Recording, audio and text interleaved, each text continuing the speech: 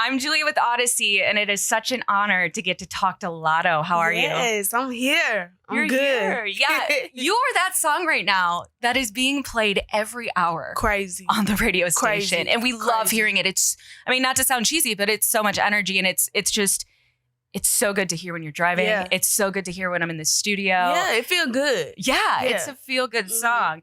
And, real talk, I love seeing you win. Like, Thank everything you. I've seen from you, you're so humble, you're driven, you grind, and it's just, you're fun to watch. I want it. I'm hungry. Yeah, for sure. Well, congrats on everything. The tour, the album, just obviously the massive success of Big Energy. Yes. How is that all feeling on you right now? Crazy. It's overwhelming at times. Then I'm like emotional about it at times. I'm like feeling 100 different emotions at once. Like it's just all unraveling. Everything that I worked hard and I prayed hard for is happening. Are you a manifestation kind of person? I am. In what form? Do you write it down? Do you make the vision boards? Usually, I'll just say it and I'll be like, power of the tongue. But this year I had wrote down like a 2022 goals thing, and it's been working out so far. So I might continue to do that. That stuff is so crazy. Yeah. Especially like when you kind of think of one thing and then you look back at the list and you're like, oh wait, exactly. No, all of that. Like it's cool to like visually see the list get checked off. So I think I'm gonna keep doing this like writing it down thing. Yeah. And, you seem wise beyond your years. Everybody talks about how, young you are for the industry. Yeah. And, you just seem so well seasoned in it. Mm-hmm. What do you attribute that to? My parents for sure. Love hearing that. Yes. I come from like a really good foundation, 2-parent household. So just hustlers. I come from like, very driven parents. So it just rubbed off on me. And they've always been supportive of music. Yeah. It's crazy because I did it like back then. I didn't really like, I was appreciative of it, but I didn't see like the beauty in their appreciation for music because, when you get older, you're like, dang, parents don't support the dream of like a rapper or like any creative job. So I'm very blessed to have parents that believed in me at 8 years old when I said I wanted to be a rapper. Like that's crazy. Yeah. Like I was going to ask you too, you said you've been rapping since 8 years old. So at 8 years old, what did that look like? Was it the writing or was it you like emulating the people that you loved who rapped? So I really started out just loving poetry and just writing in school, like essays, whatever. Language arts was my favorite subject. So that's where like the wordplay originated. But then it turned into like music, and I would like write lyrics in my room and rap them for my dad. And he took me to the studio and was like, you got it. Like, let's do it. And I'm like, okay. That's awesome. Like, I mean, yeah, you just credited your parents, but it's really great that he saw something in you. Yeah. Like, and I don't know what he saw because I was definitely trash. I was definitely trash back then. But he saw it, and I'm glad he did. Here, though. Yeah. I'm glad he saw it. You spoke a little bit about the wordplay. Mm-hmm. Who do you look up to for their wordplay? Because that's a skill. Yeah, no, it's definitely a skill. I love Nicki Minaj. Yeah. Oh my God, I would probably insane. Credit Nicki for sure. Yeah. As a female in rap who's grinded for years, what do you wish for women that are like walking in the same path as you right now, or maybe where you were 5-10 years ago? I'd say tunnel vision. Don't let anything distract you. Being a artist in today's time, you got like social media that can be like the biggest distraction. It helps our careers, but it also can be like the downfall of your career too, just being too invested in it. And there's been times where I get too invested in like the blogs and the comments or whatever. So I would say just tunnel vision, like stay consistent and don't worry about the extra stuff. Has that been hard for you, turning that off, like the comments? Yeah, for sure. I have to imagine. For sure. But it comes with being an artist in this generation. Like I can't get rid of it. So like the best advice is just to close your phone, like lock your phone. Literally. Yeah. You've spoke about being one of the last artists to do that, like grind of putting out mixtapes and not, getting your rise from social media. Yep. What do you feel about how social media is right now with rappers getting on that way? Do you respect it, or are you just like trying to adapt to it? Is it like still kind of hard for you to understand? I respect it. I'm not one of the people that like, try to discredit it. It's a new world, new technology, new generation right now. So it's like, it is what it is. I respect it, but I do let it be known that, baby, I caught the tail end of a whole different thing, whole different situation. You know what I'm saying? So, I don't discredit it, but I will let you know, baby. I was selling my mixtapes physically on a corner. They don't even drop mixtapes no more. Like no, and no. I mean, there was beauty in the mixtapes. Yes, you know what I mean. You love your favorite artists' old mixtapes. It's so fun to go back and find that. It is. Yeah, the authenticity. So the album is finally here. Was this a blood, sweat, and tears type of situation? Oh my God. Was it? I probably could say literally. I was like so emotional about this project. I was so hard on myself. So it's like a relief that it's finally out. And I just wanted to like, Big Energy has so much, new audience, new eyes on me, and new people that I could potentially turn into fans. So I was like very adamant about this project being versatile and just like turning those new eyes on me, turning them and making them into fans of me. Did Big Energy add pressure to the situation because it did so well? Yeah. Yes. Like, when you drop, you hope for the best. You shoot for the stars for sure, but I ain't think it was going to change my life. You know what I'm saying? So yeah, it definitely put a lot of pressure on it. Did you have some of the album done, and then like when that song started doing so well, you like went back and messed with some of it? Yes, for sure. Like I had songs that I had been sitting on since like 2020, and I went back in and just like perfected them because Big Energy is like you got some big shoes to fill. Yeah, for sure. Yeah. What have you learned now since the album's been out? Have you learned to like trust your instincts a little bit more or anything like that? Yeah, I've learned to not be so hard on myself. I second guess everything. Yeah. And the songs that I second guessed or like the lines that I second guessed, people love them. So it's like, don't be so hard on yourself. It's still fun. It's work, but it's fun. I get to wake up and do what I want to do and just go to the studio and create whatever is on my mind. Like that's fun. That's the beauty in it. So don't let it become a job. Yeah. What do you enjoy more? Do you enjoy the creative aspect of it, writing, or do you like performing now that you're on tour? I think I like performing.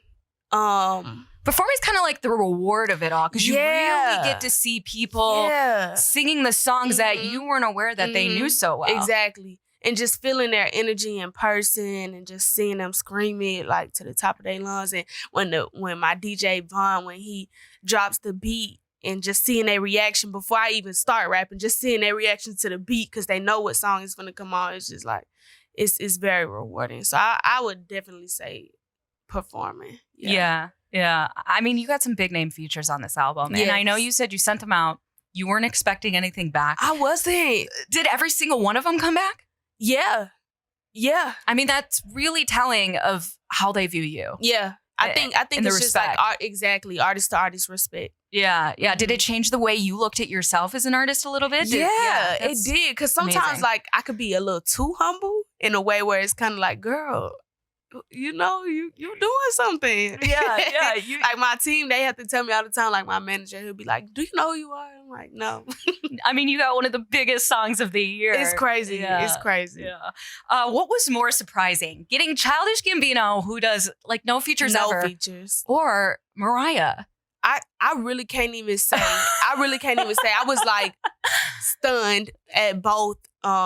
Just agreeing to even doing a song with me, but nonetheless, just knowing even who I am. Like, I'm like, Mariah, you do not know who I am, girl. She telling me about my interviews that she watched. She was telling me about seeing my Halloween. I had one of my costumes for Halloween. I dressed up like her. And she was telling me about that. I'm like, girl, this is too much for me to process right now. I mean, I loved the original, but that remix is just insane. It's insane. And you guys sound so good together. I was so happy to see that come out. Thank you. Like, that whole process was crazy.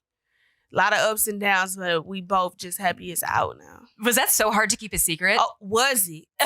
Was it? I was like, zip it, lock it, put it in my pocket for a couple months. Like, I'm like, oh, I got a song with Mariah Carey. You don't even know. I could not. Yes, I could not keep my mouth shut. Like, but thank God I did. Yeah. Does success equal pressure to you? And I know we kind of talked about this with Big Energy, but now that you're here and the album's out and, you know, your tour is doing so well, like, how are you managing that pressure? Yeah. Success is definitely pressure, but you got to find like that thin line to where it's still fun at the same time, because, you know, like, I come from nothing. Like, this was all a dream, so I'm celebrating where I'm at for sure. But, you know, like the pressure of the fans and the blogs and social media, the trolls, whatever, to make you be better than what you are. But sometimes you just have to celebrate how far you've come thus far, you know.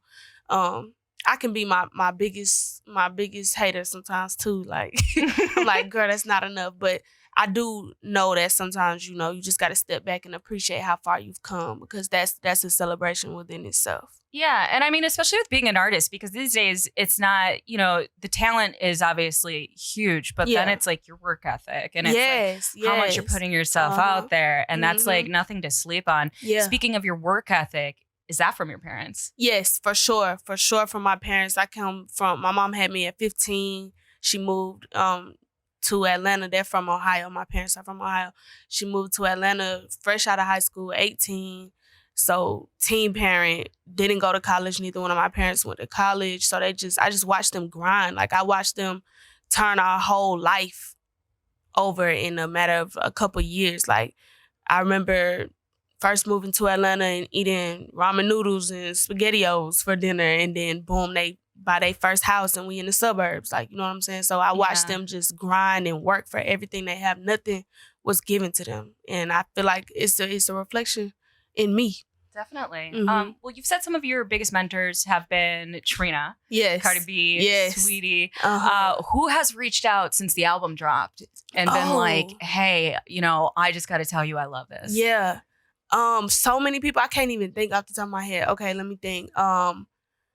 Lil Nas DM me. Lil Nas X DM me, and I was so geeked about that. I was like, what? He's from Atlanta too, and I was just like, oh shoot, that's big. Moneybagg Yo posted that album and was just like, you know, this hard, whatever. So I've been like, I can't even think. Like, I've been definitely embraced by the industry. I love that. Sure. Did anybody else outside of music, but like creatively, inspire you while writing this album? Like, maybe it was a movie, maybe it was art. I can't think of nothing off the top of my head. A lot of this stuff is just like spur of the moment things. Like, if I do a real big show, I might just go to the studio afterwards because I'm just on a high. Like, is studio the most common place that you write? Yeah, for sure. I will just have my little moments though. Like, if I'm in the shower, I might jump out the shower real quick to just write something on my notes in my phone. Or like, if I'm falling asleep, that's when my mind races the most. If I'm falling asleep, I might jump out of bed, grab my phone, write something down. But for sure, the studio, I think it's just like knowing that you near a microphone, all this equipment, fancy equipment, it's intimidating. It's like, I gotta come with the heat now. What was your favorite part from start to finish of creation of this album? Like, if you had one part that was like that, I wish I could go back and relive that. I think in the beginning is probably not the best part, because that's like you literally starting with a blank canvas. It's like, oh my God, where do I start? I think towards the end is where it got more fun, because I'm seeing it come together. I'm thinking of album names. I'm getting to title the songs and like arrange them for the track list and think of features and stuff. So it's like the final touches is like the most fun part to me. I like the album name you went with. You 777 do. Angel Numbers. Yes. Why did you choose that?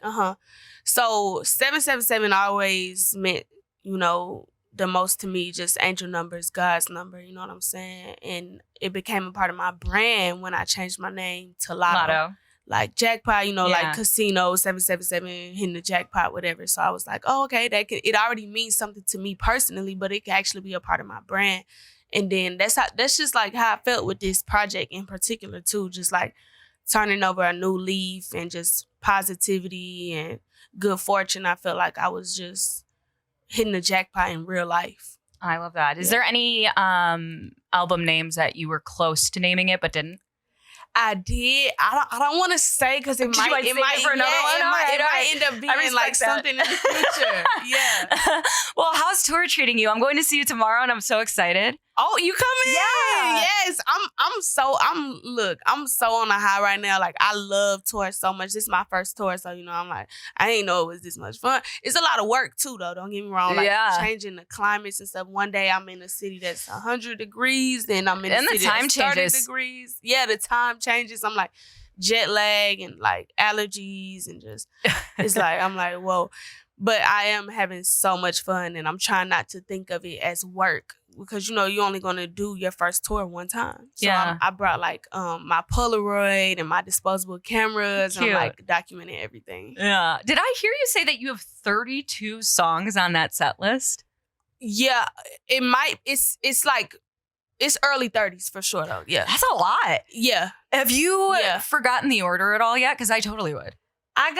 We got this little cheat code. Y'all don't get on me now, but I got a little cheat code. It's like 2 mini TVs on the side of the stage that tell me what song is about to come up next. But by now, like, we a little over halfway through, if not right halfway through.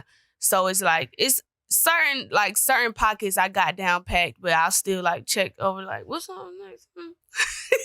Has tour been that thing that's like, made you feel like you're really doing the right thing in life? Yeah, for sure. I know like when I'm performing these songs, I'm doing what I'm supposed to do. The people singing it with their heart, like they relate to it. I'm doing what I'm supposed to do. Yeah, and you said you like to put on a show. Like it's not just you performing, like you're putting on a show. Yes.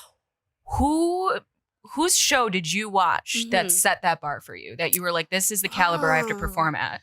You know what? I did Rolling Loud Miami in, I want to say maybe like 2018-ish. I might have the dates messed up, but it was whatever was my first Rolling Loud Miami, and I was like one of the openers, like if not the first act, the second or third. And it was like 3 p.m., hot as hell. And I waited all the way to the end for Cardi B to perform. I stuck around in that hot sun. I was like, no, I got to see Cardi perform. Yeah. And I just seen her like put on a show. Like it was actual entertainment, dancers, choreography. And she did this like water bottle trick. And I was just like, she really had me entertained to where I wasn't caring about the heat or standing on my feet all day. I was entertained. So I took that and ran with it. I'm like, you know what? I want to put on a show too. Yeah, I love that. Well, congrats on everything again, Latto. Thank you so much for talking to me. Yes. It's been an honor, like I said, and I'm just such a fan of yours. Thank you. I'm excited you come to the show. I didn't know that. Yeah. Yes. Thank you. Yes.